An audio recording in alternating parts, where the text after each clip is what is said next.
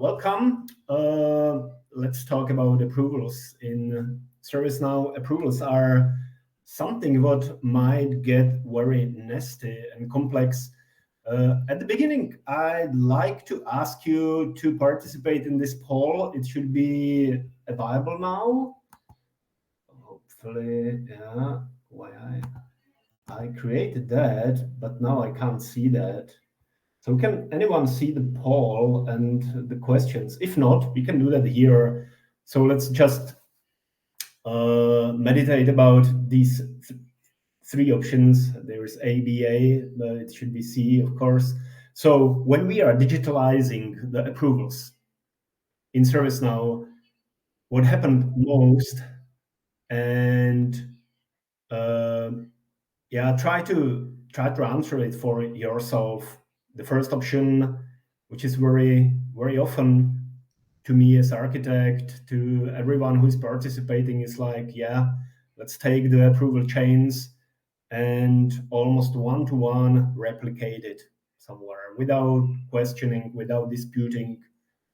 The second step towards the ideal world is like, okay, let's simplify it, let's work on it, let's push some edge cases and try to simplify it, yet without the complete transformation. So still too many approvals, too many layers of approvals.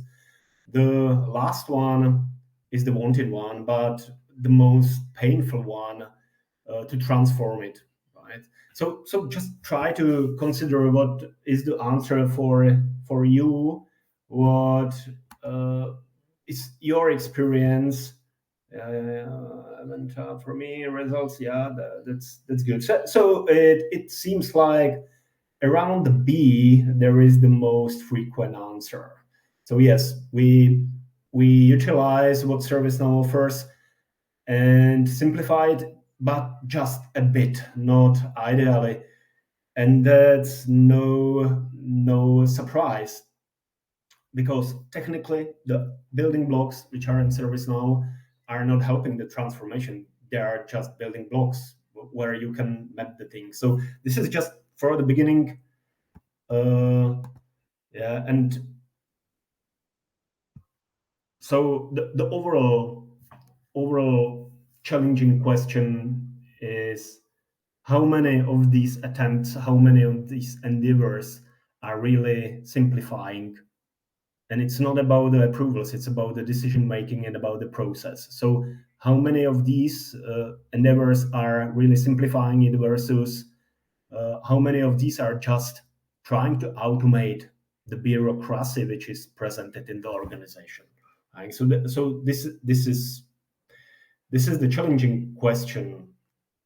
And it's like this, right? The organizations are working in this where the reality of the approval sometimes is similar to jumping into the fog, where something is happening without really understanding why the approvals are in place. Can you approve this? And it is sometimes like, yeah, and someone else already approved that. The cascade of the approvals. Sometimes to me it seems like alibism as something what is really rather blocking it than simplifying and smoothing the process forward. And this session, we've got two slots, 15-minute slots. And in the first one, I'd like to look at it, the CMAIs, somewhere between business and technical, to put some real life experience about how the journey from that complexity to simplicity can look like, and what are the points you might challenge yourself with and ask, and how to work with it. And in the second section, I'd like to jump into my instance and spend a couple of minutes within the tooling for beating the complexity.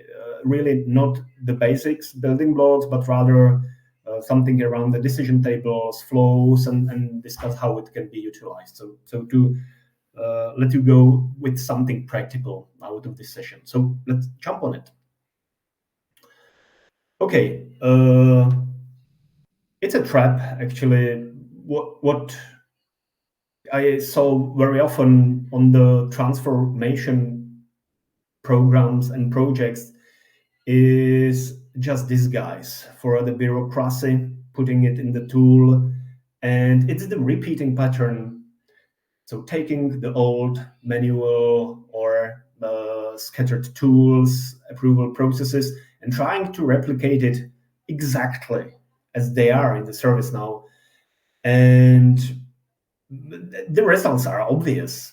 It ends with our engineered labyrinth of some conditions, leading to some customizations, a lot of manual work. Maintainability of such solutions is very disputable, even when using the out-of-the-box building blocks, approvals, flows, approval policies for the change management. It might end up with really our engineered solution, and it is always about challenging those particular approval steps. If some department must sign it off, what this layer of the approval is bringing, what is the real value of it, and this is where it starts. And the common causes for this behavior of the organizations are that this is just the top 5 what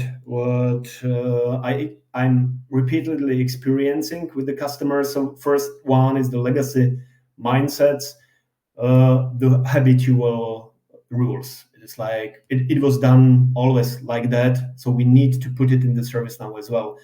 And this is extremely important when greenfield projects and also back to the box projects are trying to look at the approval flows. They are the lighthouses of that transformation, because you can either lift and shifting it, trying to align it to out of the box, but you won't succeed for the approval flows if you don't transform the organization, how it is structured, because approvals are very in core tied to how the organization works. So prepare solution for ServiceNow means to start somewhere else.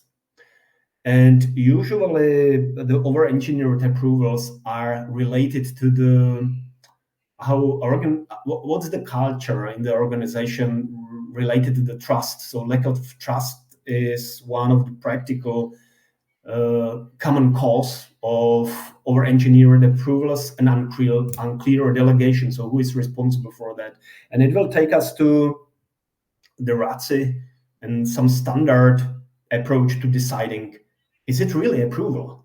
And that's very frequent discussions. Do you need approval, or is it just information? Then send the notification. Are you someone who is consulted that see in the RASI? So is it the task? Is it the review task? So approvals are really something what is bringing the value of decision. So what is the own decision of it? And also sometimes helps the optic of the risk. So risk blindness is something what is another cause for our engineer decision. So where are the risks and how they are if the approvals are not provided? And the over-engineered approvals very often brings also that passivity on the approval. So a lot of approvals, but people are just having it in the long list of the approval tasks and approving it without really looking at what they are approving. So this is the circle of it. So risk blindness and customization addiction. It's connected to that legacy mindset. So these are the common causes. And now let's just very quickly go through what can be done about it. So, and this is based on the experience, on the discussions about the approvals and the flows. So first one is really try to concentrate on the purpose of the approval, not just the process. So the Question is like, what's the value of this approval step? What's the value of this particular approval? Is it just informative? Yeah, no, notify it. Though, don't ask for the approval. Um what's the risk of such approval? Can it be auto approve? This is about the automation. So concentrate on the purpose of it, and if it is not really there, let it flow. Don't block it with the approvals. The next one is shifting from the people mindsets and their importance into it to more policy based. So what is the reason for that approving? Is it the financial threshold what you are doing, or it is just the power of the boss who want to approve it and having everything under the control? So every approval tied to the clear policy, and it is directly related to defining the policies. And you all know that defining the policies, for instance, for the changes, requires to go there and define one by one. There is very difficult to make it dynamically. We will talk about that a bit later. But the lower is the number of the overall policies, the better for the approval flows. And each of the policies should be well justified and having the business value for the approvers.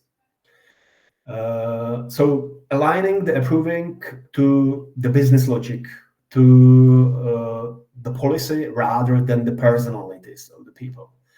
That risk-based thinking is also very very useful when looking at it, because especially for the scattered organizations, the departments and the people are usually wanting to have a stake on that approving without really understanding what is the risk of passing them. So challenge discussion about the approvals with the passing. What's the risk of not having it approved, and differentiate those low approvals which really are not needed or can be automated or can be just audited, because many approvals are there like someone observed that and we need to have it in the audit, but the processes are all audited. Every step, every review, all what is happening around the processes is audited. So sometimes many such just wanted information audited is enough. The approval is not needed. This is where I see a lot of values on the IT projects. So usually it goes to the technology very very quickly. Like, show me what I can do with the approval policies and definitions of the change advisory boards, and how I can create the approvals in the flow designer and the flows. But it starts on the round table and drawing on the whiteboard the process. Put together the people who have stake in the approving and try to discuss that. And I see a huge, delivery value in this itself. Sometimes with the service now, it is the first time when people gathered and start discussing it, and it is pity to miss this opportunity. So visualize it together and discuss it. Put people together. It might be the fight, but very often this is something people eventually recognize as of really high value. Getting them together, running the approval rationalization. Okay, and the promoting trust is also the mind shift, and it's related to the organizational change management. So it can't happen just technologically, right? So this requires discussion with the people who have impact on the organization, and ask them to promote this approach, this attitude towards the approvals. It helps a lot. Simplification as architects, this is one of the overarching, and for approvals it applies significantly.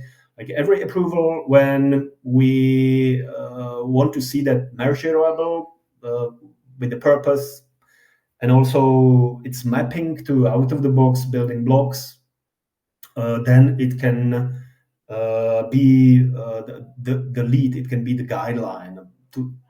It is very easy to see that on those charters and overarching and golden architecture rules, but it is not that straightforward to put it in reality. And it is not, it is entirely non-technological discussion eventually. So you need every time support of the organizational change management and really have the senior stakeholders and everyone who is requesting to be part of the approvals to participate on the simplification. Okay, to sum it up before jumping to something else, uh, how to move from the traditional to some transformed approaches and what it means. So traditional approaches, it feels like, okay, let's control everything. Let's have the process under the control. Let's put the gates there and be really very strict and bureaucratic about passing it through the process. And the shift is like clear ownership. And sometimes discussion about the approvals initiate the discussion about the ownership, like who is behind that.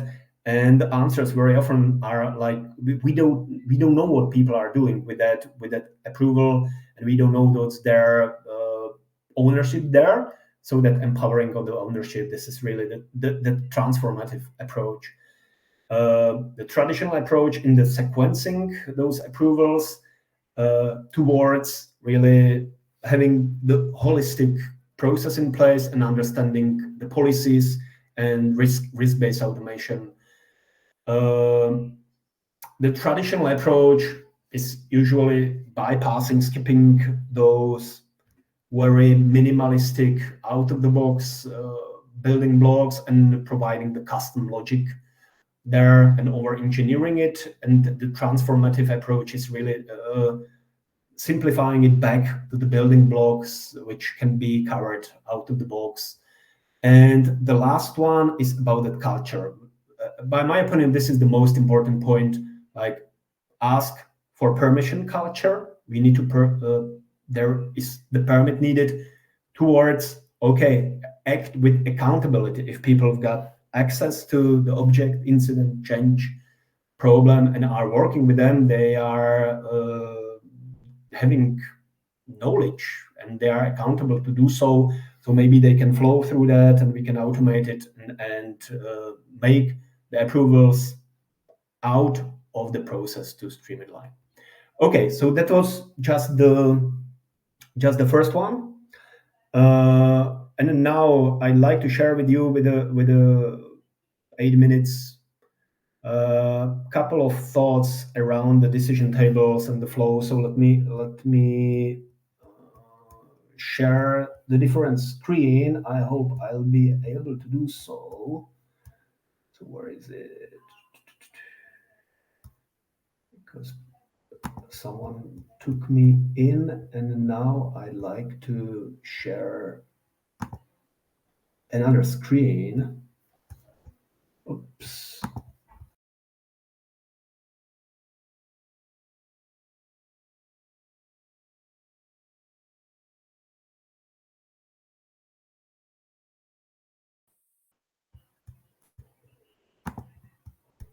Okay, so I hope you still can see me, and I will share another screen.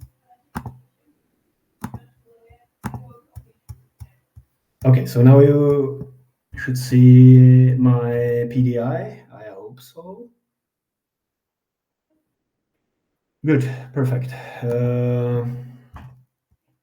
Yeah, the complexity, which is in my eyes very often unavoidable. Some matrices, the decision matrices, and it is very complicated to transform it into the single objects like approval policies or inject it in the flows, because you will end with the myriads of this, decision steps and approval steps, and there will be a lot of ifing. So what with success can be implemented is some decisions, and service unfortunately supports that very nicely with the decision tables. So there is this artifact which is decision table definition. The principle is very simple, and previously, all in the old days, without the decision tables, and even with the decision tables without this graphical support and approval decision tables in the workflow studio, uh, it was difficult to manage it. So you usually ended in the custom tables. Then with the decision tables, in the decision tables, they are great because they account differently as the custom tables. And today you can make it straightforward without the coding. So the principle is very simple. You've got the inputs, and imagine here the decision for, let's say, something artificial. So it can be change or incident, whatever the task. And you want some approval by some multi inputs. So we can have the class, we can have the country, we can have the price, and your decision conditions are like, okay, if this is the computer and if it is in the USA and its price is between 0 and 1000, then the approval group is like server approvals USA level 1, right? So this is like 1, 2, 3, 4 information translated into the result, like group. So of course you can have it as an approval policy or some step in the flow, but each row on this decision table means that another definition of the object. So here you can just define it. You can open it. This is the data driven, so you can very easily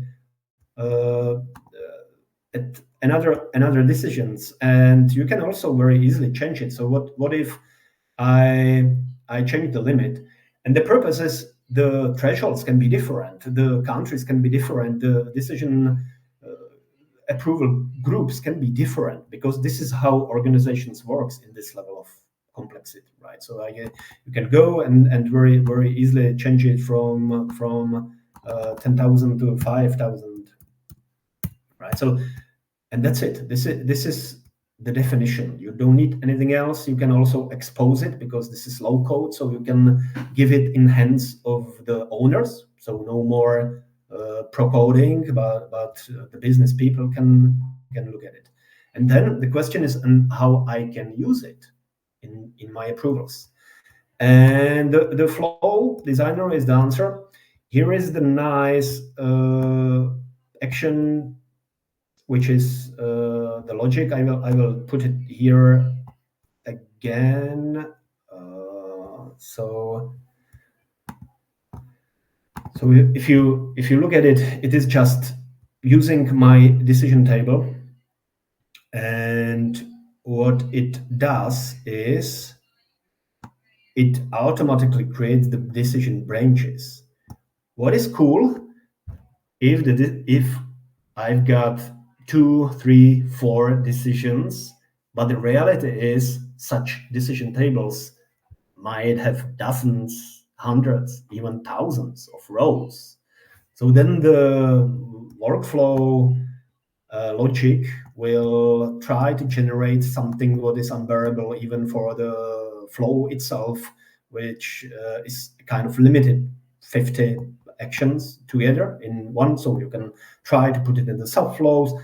So something else can be done in that moment, right? Because we are talking about some dynamic, very flexible, beating the complexity thing.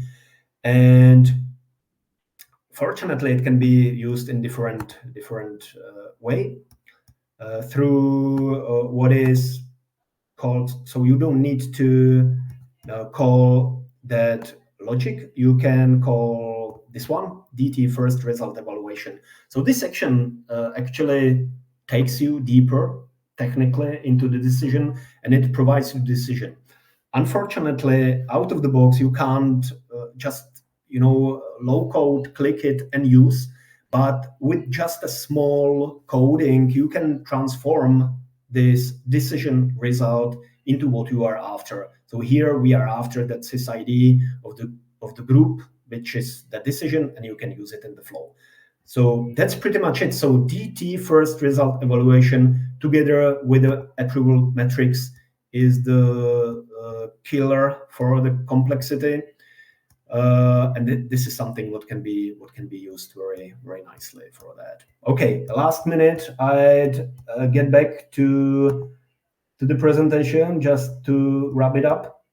And okay, I will share my presentation again, or I will tell it just not to waste the time. 3 takeaways. The first one, for the approval complexity. So first one, transform, not just digitalize, right? Creating the objects for the approvals is not enough. Transform it. Before building an approval, challenge why it exists. The second takeaway, gain maximum out of the building blocks, understanding what they can do, and ideally with the customers, take a couple of edge cases and try to map them directly to these building blocks to show how they work. And thirdly, last but not least, the custom desires, do that business smart. So utilize the decision tables, utilize the flows, make it data-driven, repeatable, maintainable. And that's it from me. So thank you for attention, and have a great rest of this conference.